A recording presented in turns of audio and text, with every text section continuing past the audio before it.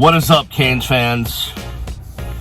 Brutal freaking morning. Holy shnikes. Did that freaking happen? Evidently. Welcome back to the channel. If you don't know who I am the Beast, Brian London, South Florida media personality for the last 25 years. Was on the Canes broadcast team for more than a decade, was the sideline reporter, traveled with the team, and now I'm just out here doing the Lord's work, covering this team for free. Yay. Hey, if you could do me a favor, subscribe to the channel. That would be nice. Hit the thumbs up, because that tells Google and all the algorithms, hey, this video's okay, other people should see it. And then hit the little bell, ding, so that you are notified when new videos are up. Also, if you could do me the pleasure of following me on all the socials at Miami Radio Beast, because then we can have a little conversation. Yay! And we need to have a damn freaking conversation about the embarrassment that was Miami getting their butts cooked by FSU and only scoring 3 points. There's not enough four-letter words for me to even come up with to use, not that I would in this video, because then Google will tell it to go bleep itself, but, what? What happened? Alright. Now, I'm gonna try to not be emotional and just go off the rails, because that's not going to help anyone. But there's been a few of these in the last 25 years, right? 1997 at FSU, losing 47-0. You got a quarterback throttled against the goalpost. I was there. I did play-by-play on that one for WVUM from the end zone. That was a fun day. There was 66-13 at Syracuse. That was another great one, although that one theoretically motivated Miami to come back and beat UCLA. I think it was the next week, and prevent UCLA from winning the national championship. Also, whoever was doing the books back then, can we just inch up Edgerrin James so he had 300 yards rushing instead of 299? Just saying. So there was the Syracuse game, right? We had that. Then we had Virginia to close the Orange Bowl. That was 48-0. That was another fun night. And lastly, the one that really was so great was the end of the Al Golden era, 58-0 to Clemson. So we've had some of these, right? We've had FSU up there, 47-0, 66-13 Syracuse. We've had Virginia 48-0. We've had Clemson 58-0, and now we have this FSU game. Handful. And as bad as it felt last night, as embarrassing as it was, as laughable as it was, at this point, we're so far from being the program that we once were, that as I left the stadium last night, and meanwhile, I digress for a moment, the media, we all get blue parking passes, so we can park a little bit closer to the stadium, mostly because when we leave, it's well after everyone else has left, and that way we don't have to go walking through a dark Hard Rock parking lot to go find our car. But, due to the nature of yesterday's crowd, which was actually sold out, I had to park somewhere between Homestead and Key Largo, and holy crap, I had no idea where I was. I didn't know how to get back there after the game. I didn't know how to get out of there. They'd closed gates. I digress. I'm sorry. This should not be about me. But as I was walking to my car last night, it just didn't, like, I wanted to feel angry and upset and you know, cry and just yell at the night, and I didn't have any of it in me because it's been so long since we've been really good that the losses don't hurt as much, and that is sad. You know what that's close to? That's close to apathy, and apathy is worse than feeling bad. It is, when you just don't care. So that's kind of where I am. Now, let's dig into a few things. Before we get to the elephant in the room, and if you follow me on the Twitter or watched last night's post-game press conference, you know what the elephant in the room is. We'll get to that in a moment. But first, let's start here. Props to Tyler Van Dyke for trying to give it a go twice. I don't know exactly what the injury is. Obviously, it's a shoulder. And I give props to him for going. Whether it'd be better off holding him out or not, and not playing him at all. My take on that is this. You look at the other quarterbacks, and I see some people out there on the Twitterverse, which, listen, is a mess right now. Thank you, Elon. Talking about, oh, well, Tyler's terrible. I don't care how many 400-yard games he has. No, he's not. Okay, I've talked to professional scouts who will tell you that Tyler Van Dyke is talented when not being put into an offense that doesn't suit him. We'll go with that. But given the other options of Jakari or Jake Garcia, maybe a lesser Tyler Van Dyke was a better option. I don't know. And then yet Jalen gets hurt on the offensive line. He goes out. Okay, he's probably your best offensive lineman. He's probably one of your best players on offense and one of the best players on the team. He goes out. That doesn't help.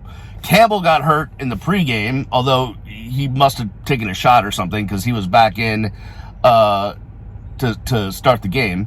But your offensive line is a mash unit right now. That's such a dated expression. So dated.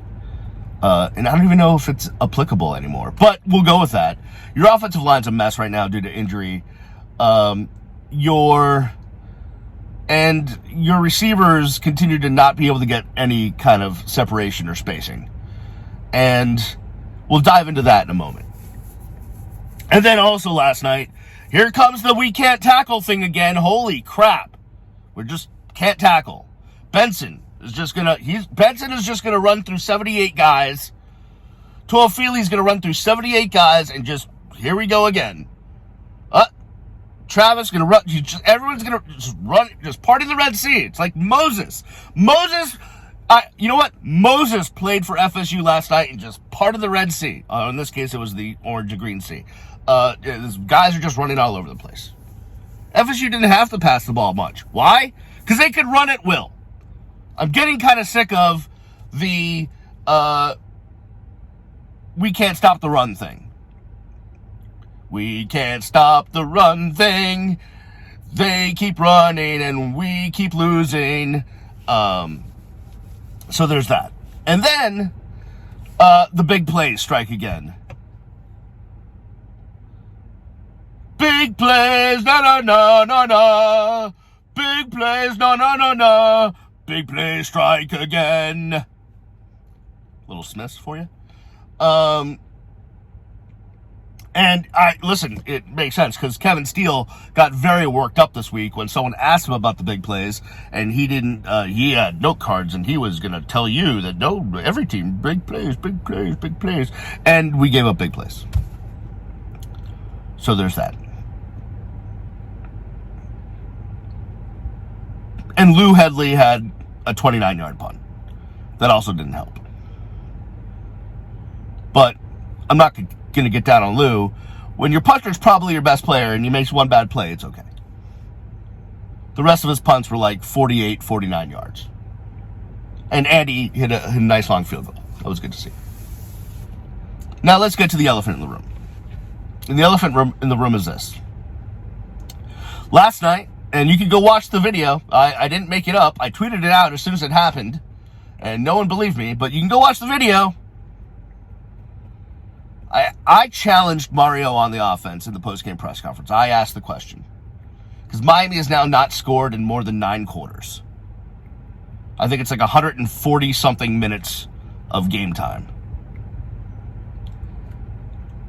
I said, what are you going to do to fix this offense? How do you fix it? And mostly I got coach speak, but the first thing he said is, Coach Gaddis' offense is great. It was great at Michigan. I wish there was a camera on me when that answer flew out of his mouth, because you would have seen some sort of face that I've never made before. I recoiled. Now, we can have this debate forever. Is it the players? Is it the execution? Is it the coaching? Is it the scheme? It's partially all of it, right? Like, the players have to do their part, sure. But they need to be put in a position to do their part. If you watch a lot of college football like I do, if you're obsessed with the sport like I am, you will see no shortage of receivers beating lesser talented DBs and getting into space and making catches, or at least being open. College football offensive coordinators can scheme their way to moving the ball down the field and getting receivers open. Now, the issue is I think Gaddis, I mark that from the tape. Hold on one second. They line up in plenty different multiple sets, right? That's not the issue. It's what happens, it's the routes that are happening once the ball is snapped that are not working. Guys listen, you cannot tell me that the University of Miami does not have good enough athletes to be able to get to an open space on the field for a quarterback to hit him with a pass. You can't tell me that. Now listen, the run game was not working last night. I mean, my boy Moss, where did that come from? Parrish, sorry, holy crap. My boy Parrish, Henry, he couldn't, he got like 6 carries and didn't get much. They let Thad Franklin into the game for a snap. They allowed him to play 1 snap. Rooster was back in. Jesus, it must have been desperate out there, because Thad and Rooster have been relegated to, the 78th team. Evidently, there's trouble in the running backs room, if you will. There's some meshing of bad personalities going on in there. I'm hearing some things about the running backs coach, but that's neither here nor there. Let's get back to Gaddis. Look, when you're in the Big Ten and you want to play power football and you have the players to run that system, I'm sure your offense is fine. You're not in the Big Ten. You don't have those players. Why are you being stubborn and running this offense that so far has been Dreck,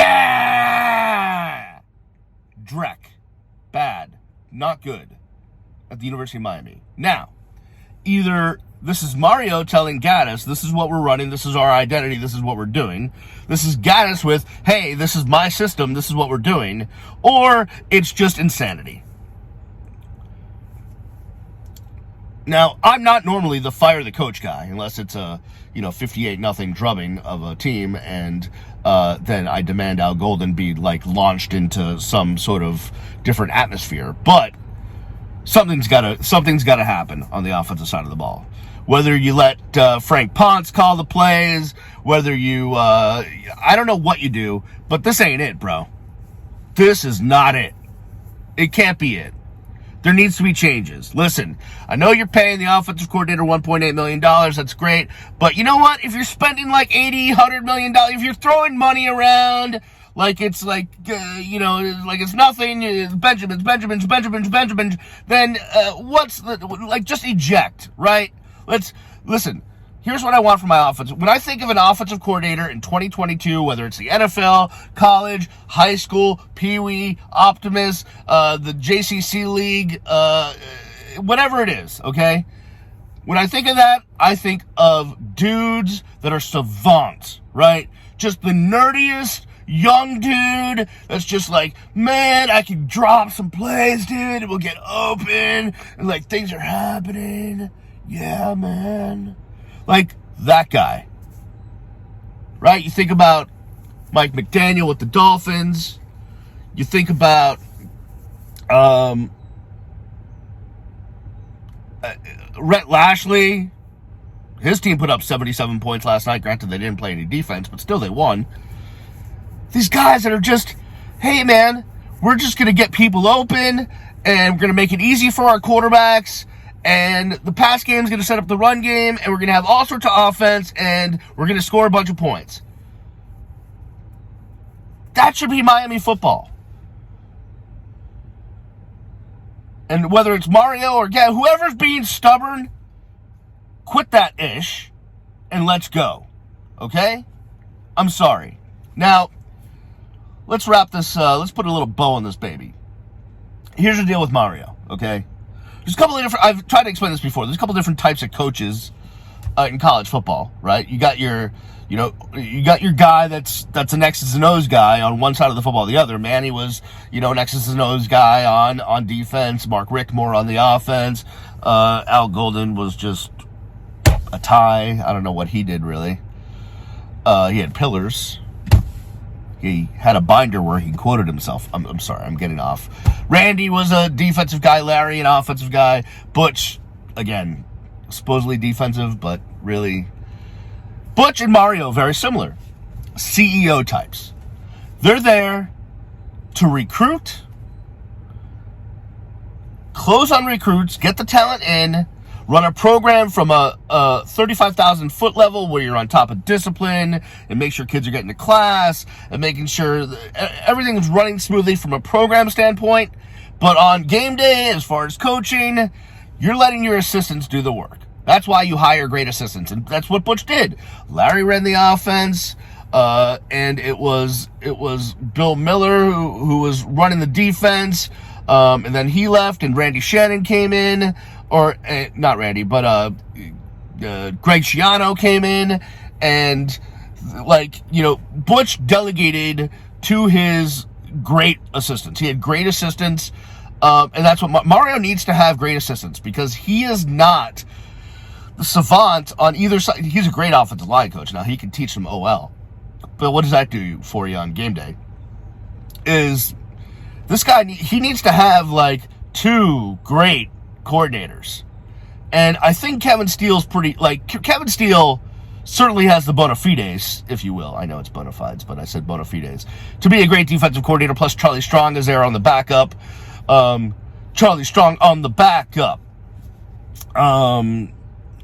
Yeah, I just did a little reference to Good Vibrations, where Donnie D was on the backup.